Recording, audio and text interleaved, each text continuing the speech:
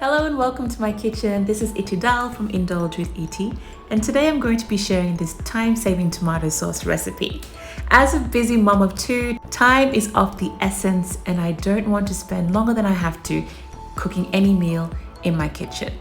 So to make this tomato sauce, we're going to need some tomatoes, garlic, onions, and some ginger, and of course olive oil. You're going to want to slice your onions, peel your ginger and garlic, and add them all into your stock pot with your olive oil. Fry until your onions begin to caramelize or until your kitchen starts to smell amazing. Next, you're going to squeeze out all the seeds from your tomatoes, add them into your stock pot, and then cover it with a lid and allow the contents to reduce until there's very little water left.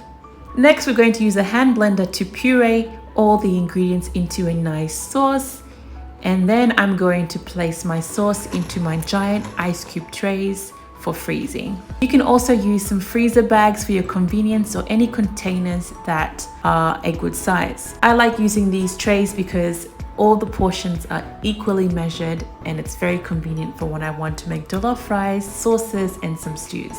Don't forget to date your sauce just so you know which batch to use first. Finally, tomatoes are in season in Ghana and it doesn't cost an arm and a leg to buy them. This recipe is a great way to store the tomatoes for the months where they become scarce. I hope you enjoyed this one. Follow for more recipes.